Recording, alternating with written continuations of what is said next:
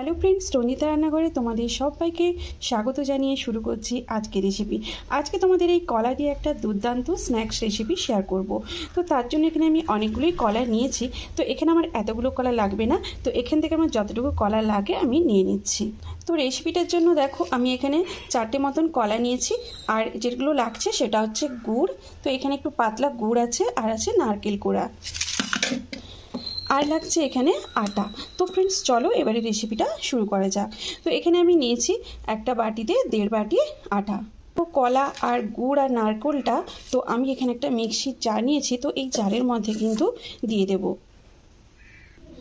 তো আমি এই কাঁচের বাটিতে 1.5 বাটি আটা নিয়েছি, আর গুড়টা কিন্তু হাফ বাটি মতো নিয়েছি।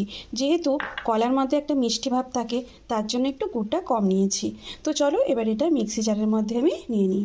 তো মিক্সি জারের মধ্যে আমি সবগুলো উপকরণ নিয়ে নিয়েছি। এবারে আমি দিয়ে দেবো এর মধ্যে দুধ।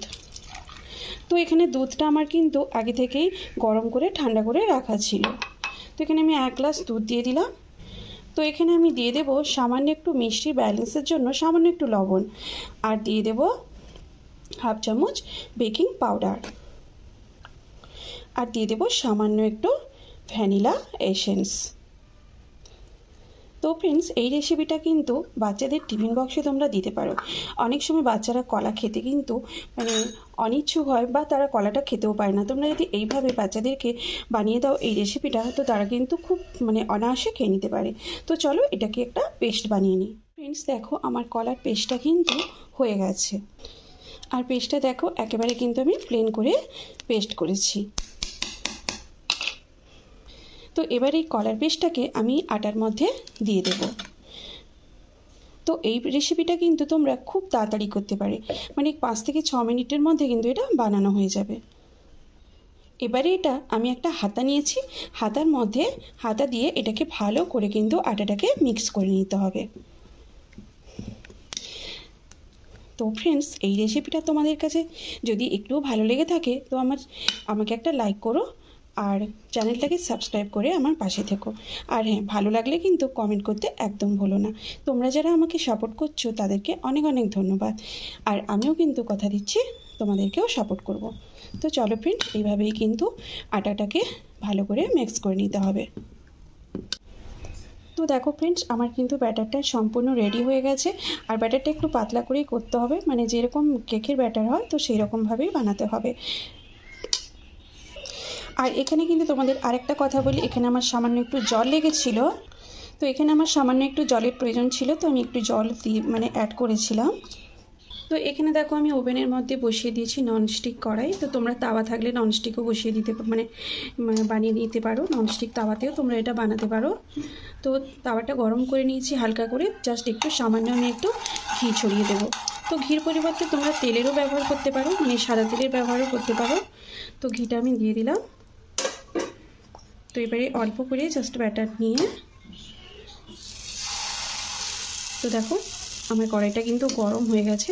তো এবারে আমি ঢাকিয়ে দিলাম, আর ওভেনের ফ্লেমটা কিন্তু এখানে একটু মিডিয়ামে রাখতে হবে। তো এবারে ঢাকাটা খুলে আমি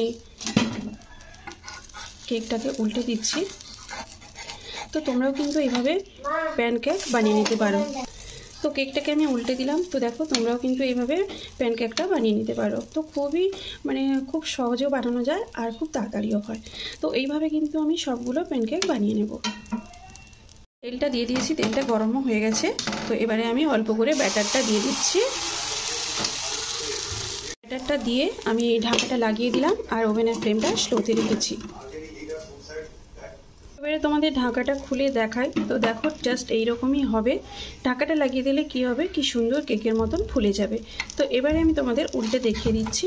তো দেখো জাস্ট এরকম উল্টে দিতে হবে, আর সামান্য আমি সাইড থেকে একটুখানি ঘি দিয়ে দিচ্ছি। তো তোমরা তেলও দিতে পারো। তো আবারও একটু ঢাকা লাগিয়ে দিলাম।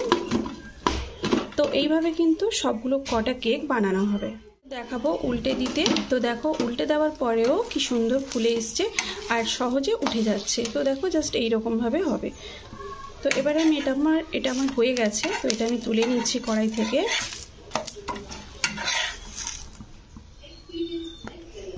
তো ফ্রেন্ডস এখানে দেখো আমার অনেকগুলোই কেক বানানো হয়ে গেছে।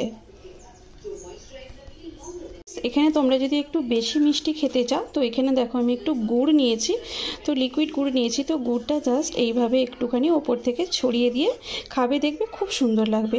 তো ফ্রেন্ডস, ভিডিওটা এখানেই শেষ করছি, দেখা হচ্ছে নেক্সট একটা ভিডিওতে।